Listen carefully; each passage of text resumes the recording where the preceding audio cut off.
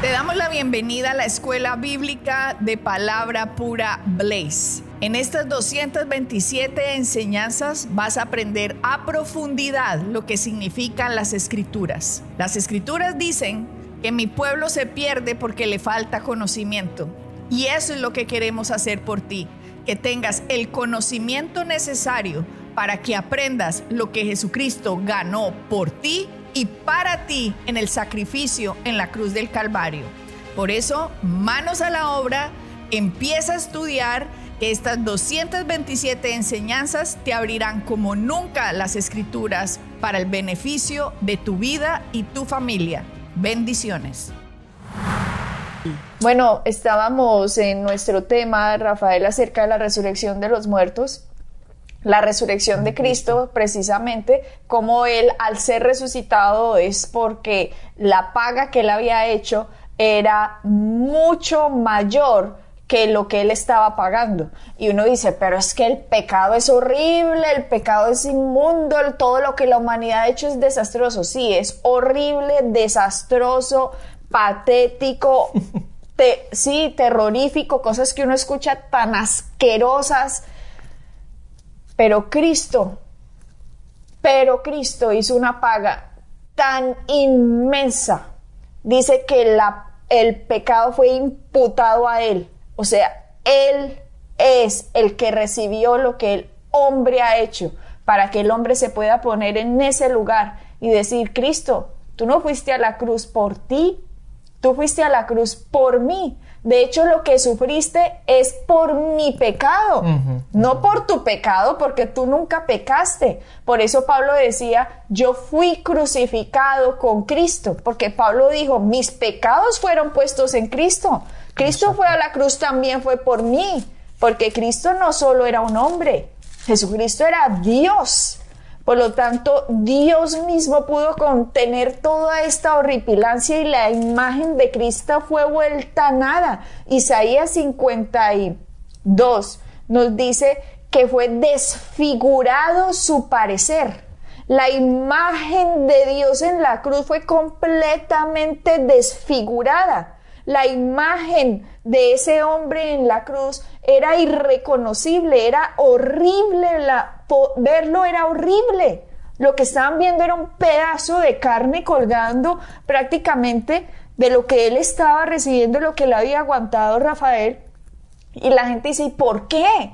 Porque la imagen de Dios era tan pura y tan perfecta cuando fue creado Adán y Eva, pero fue tan horrible en lo que nos convertimos después de la caída de Dios, que esa horripilancia, la imagen de Cristo mismo estaba pagando esa horripilancia en la que nos convertimos para Él podernos darnos su imagen de justicia nuevamente y que el hombre pudiera vivir nuevamente. Y cuando Él sopló ahí, cuando estaba con los discípulos, que sopló sobre ellos, ese soplo es la vida de Dios. Se nos devolvió lo que Adán y Eva habían perdido, y era que el espíritu se había separado de Dios, pero ahora ¡fum!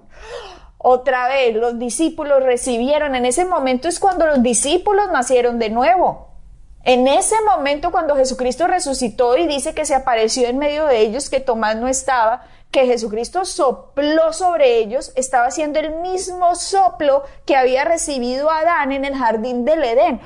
Que Adán vio a Dios, que Adán existió. Ahora ese soplo lo estaban recibiendo los discípulos. El espíritu de los hombres se había unido de nuevo a Dios, aleluya, nada más por ese sacrificio que Dios había hecho, y les dijo, miren mis manos, por estas manos que horadaron, por este costado que traspasaron, por eso que yo pagué en la cruz, porque yo pagué por ustedes, ahora ustedes tienen la vida que les prometí. Él dijo, he venido a darles vida y vida en abundancia. Y esa vida fue recibida en ese momento que Él sopló. Ahí nacieron de nuevo. Cuando una persona recibe a Jesucristo, así no sienta nada, así esté por ahí, sí, Señor, gracias, yo te recibo. En ese momento lo que está pasando es el soplo de Dios está entrando en esa persona. Dice, ay, pero yo no sentí ningún viento. La palabra nos dice, nacieron de nuevo. En ese momento nacimos de nuevo. Los apóstoles o los discípulos en ese momento nacieron de nuevo. La vida, cuando Él dijo, vine a darles vida y vida en abundancia, en ese momento la recibieron. Y cuando ustedes dicen, te recibo, Jesucristo, te recibo como mi Señor y Salvador, en ese momento, en ese aliento que dan ustedes, es que reciben la vida de Dios. Su espíritu es perfeccionado, justificado, purificado, santificado y unido a Dios. Son hechos real sacerdocio, nación santa, pueblo adquirido por Dios. Han sido traspasados del reino de las tinieblas al reino de la luz, al reino de su Hijo amado, solo porque Jesucristo resucitó de los muertos. Entendamos estas verdades. Y Adriana, eso que tú acabas de decir es tan importante, porque ahí es donde nosotros nos identificamos. De hecho, cuando tú estabas hablando, yo fui a Gálatas. En Gálatas 2:20, fíjate lo que dice este versículo. Dice, he sido crucificado con Cristo, y ya no vivo yo, sino que Cristo vive en mí. Lo que ahora vivo en el cuerpo, lo vivo por medio de la fe del Hijo de Dios, quien me amó y dio su vida por mí.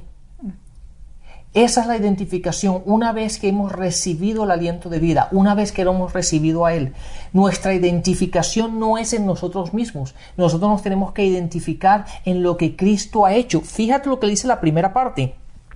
Dice, he sido crucificado con Cristo. Ya yo no vivo, o sea, yo no soy el que vivo. Pero dice, yo vivo en Cristo. Cristo vive en mí, yo vivo en Él. Mi identificación es en lo que Él ha hecho. Rafael, eso es tan poderoso lo que dices de la identificación. Mi identificación es en lo que Él ha hecho. Exacto. Pero ¿qué hace la religión? La religión lo quiere identificar con su habilidad para pecar. Y por eso le dice pecador. No. Nuestra identificación no está de acuerdo a nuestra habilidad para pecar. Nuestra identificación nos la ha dado Cristo, y nuestra identificación es la justicia de Dios en Cristo Jesús. Mi espíritu recibió la vida, el zoe de Dios, el aliento de Dios. Yo tengo la vida de Dios dentro de mí.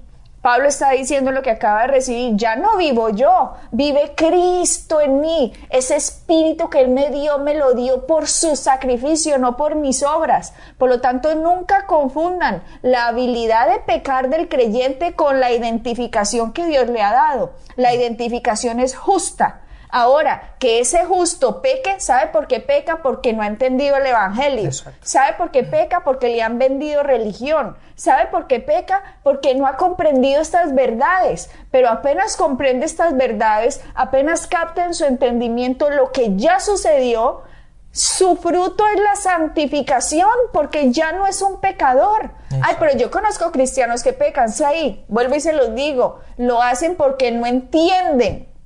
Por eso es necesario la enseñanza, porque cuando entienden, el ser humano dice, momentico, es que ya no quiero hacer eso, dejo de hacer eso porque es que ya no me interesa, claro. Ya dejo esta vida, es que yo no soy esa vida, yo qué hago revolcándome con los cerdos cuando de verdad en la casa de mi padre yo soy diferente, sí. Pero tienen que volver en sí. Y para volver en sí se necesita una correcta doctrina, se necesita una correcta enseñanza, porque si usted ha nacido de nuevo y usted ha sido justificado cuando nació de nuevo, pero a usted no se lo dicen, a usted no se lo informan, a usted no se lo enseñan, sino que le enseñan a hacer un poco de bobadas y que usted está maldito y que los demonios están detrás de usted y que traigan el balde para que vomite los demonios y un poco de ridiculeces. Entonces el ser humano no entiende lo que Cristo hizo, no entiende, Cristo vive en mí, yo vivo en Él, yo fui crucificado, fui resucitado con Él porque ahora me justificó. No entienden esos conceptos y a pesar de tener la vida de Dios dentro de ellos, la religión no se lo deja ver, entonces lo apaga, lo encadena, lo deja vendado, así como Lázaro. Lázaro, cuando dijo Jesucristo, quiten la piedra, estaban diciendo ya, la ley de Moisés se va. Sal fuera, Lázaro. Salimos nosotros igualitos. Cuando salimos vendados del mundo de las tinieblas en que estábamos, y salimos vendados y Cristo dice, quítenle las vendas. ¿Cuáles vendas? Las vendas de la religión, Todos estamos vendados, aunque salimos de la tumba, aunque salimos del mundo de las tinieblas a la luz, todavía seguimos vendados y la única forma de quitarnos las vendas es a través del Evangelio. ¿Qué hizo Él? ¿Qué ganó? ¿Qué pagó? ¿Qué consiguió? ¿Cuál es su ministerio hoy? ¿Quién soy yo en Él? ¿Quién es Él en mí? La esperanza de gloria. Adriana, después de toda esa predicación, vuelvo y déjame leerte este mismo versículo, pero en otra traducción. Fíjate lo que dice, pero esto es tan interesante. Mi antiguo yo, lo que tú estabas diciendo. ¿Por qué la gente sigue viviendo como vivía antes? Porque no ha entendido. Fíjate, dice, mi antiguo yo, Gálatas 2:20, estamos en el mismo versículo, dice, mi antiguo yo ha sido crucificado con Cristo. Ya no vivo yo, sino Cristo vive en mí, así que así que vivo en este cuerpo terrenal, confiando en el Hijo de Dios, quien me amó y entregó su vida por mí. Pero dice mi antiguo yo, algo antiguo, algo que ya no existe. De hecho, 2 Corintios habla de eso en el capítulo 5, el versículo 17 y el 21, que dice que ya todas las cosas han pasado, he aquí todas las cosas nuevas. Ahí es donde tenemos que estar identificados en lo que Cristo ha hecho en nuestras vidas hoy. Pero la gente, como tú dices, y más que nada desde el púlpito sigue saliendo, que te siguen identificando con tu pasado, con quién eras. Y es por eso con tu antiguo yo. Con tu antiguo yo. Por eso te quería leer esta versión. Porque se siguen identificando con el antiguo yo. Por eso siguen viviendo como lo hacían anteriormente. Aunque han cambiado de reino, aunque han sido trasladados de reino, siguen viviendo y siguen haciendo exactamente las cosas como lo hacían antes. Y eso es una cosa que la gente tiene que identificarse en lo que Cristo ha hecho en la cruz por cada uno de ellos. ¿Tú leíste Gálatas 2:20. ¿Qué versión leíste? Esta es la versión popular, la traducción viviente. La Reina Valera dice, con Cristo estoy juntamente crucificado y ya no vivo yo.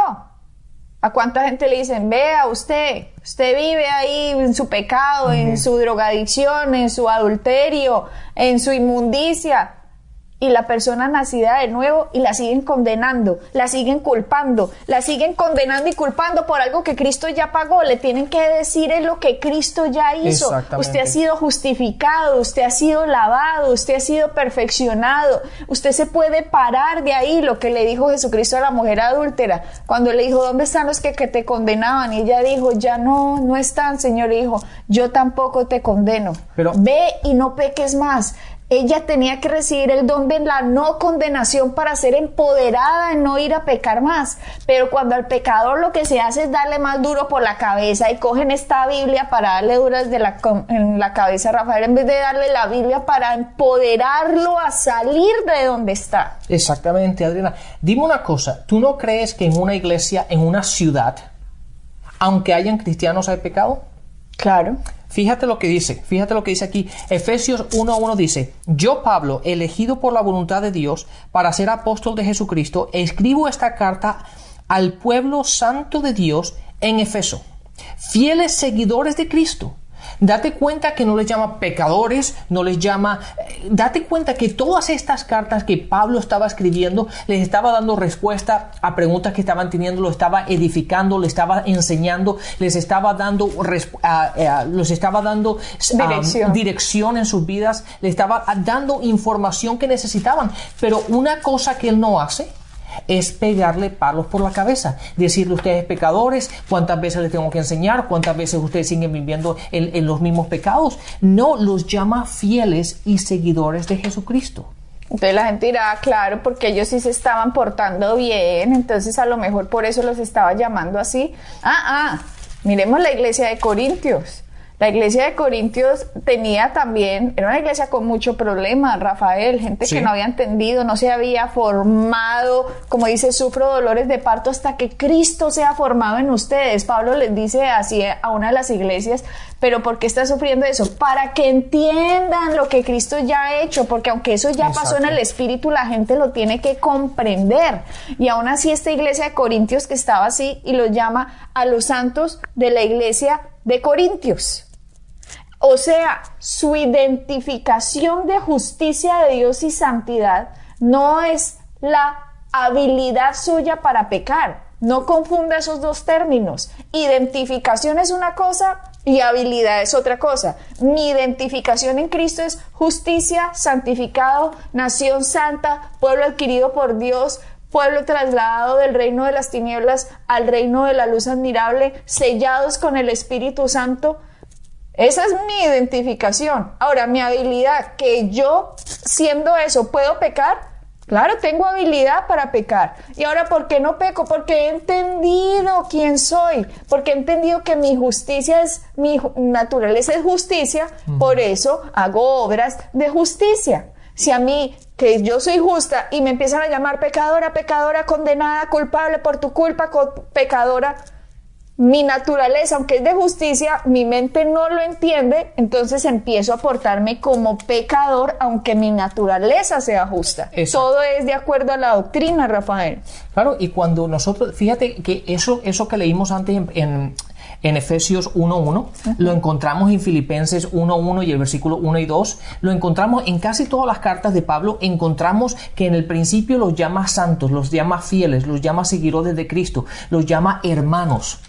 Esos son gente que en una iglesia, en una ciudad, de hecho la carta de Gálatas fue escrita para la región de Gálatas, no simplemente no había una iglesia que se llamaba Gálatas, era la región. Claro. Y los llama de esa forma. A las iglesias. Exactamente. Entonces, ¿cómo tenemos que tratar a la gente? No le podemos pegar palos por la cabeza, sino tenemos que enseñarles que ellos se tienen que identificar ahora no con su antigua identidad de quienes eran, pero ahora quiénes son ellos en Cristo. Sí, Rafael, mira en la iglesia de Corintio que había pecado, como uno lee esta iglesia, lo que se estaba moviendo dentro de ella.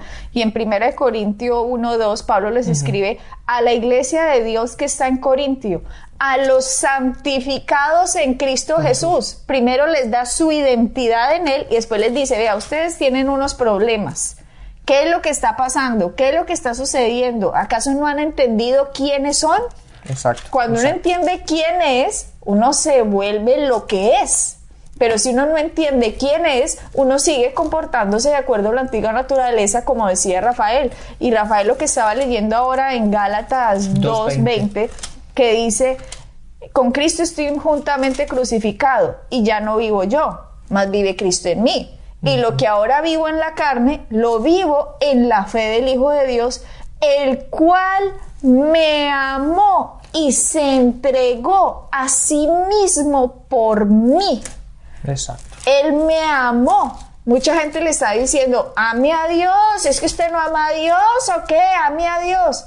Nadie va a poder amar a Dios si no entienden que Él me amó a mí y dio su vida, se entregó por mí. Hay que develar el amor de Dios en las personas, porque cuando yo entiendo el amor de Dios, yo lo puedo amar. Si a mí me dicen, ámelo, y Él me dice, Dios te está maldiciendo, Dios te va a traer las plagas, te va a enfermar, ay, sí, lo tengo que amar porque si no, ese es un amor hipócrita.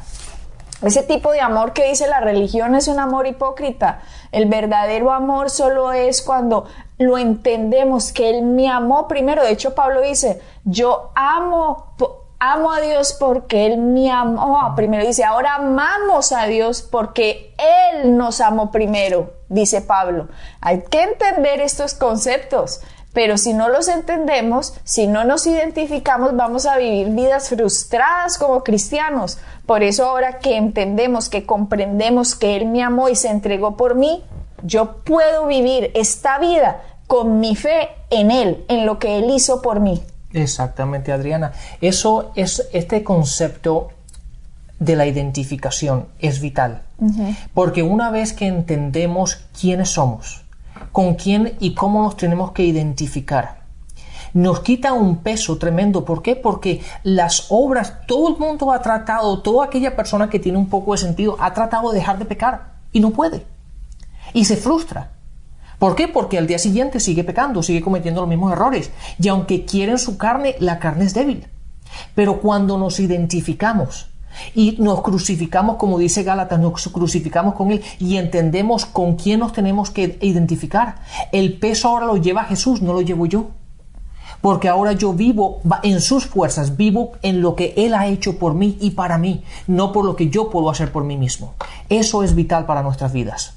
Sí. Así que, Adriana, lamentablemente una vez más se nos da el tiempo rapidísimo los programas, así que será que hasta la próxima vez. Bendiciones. Bendiciones. Para encontrar más información acerca de nuestro ministerio, visita nuestra página web www.iglesiapalabrapura.com y visita nuestras redes sociales, Facebook, Instagram y YouTube.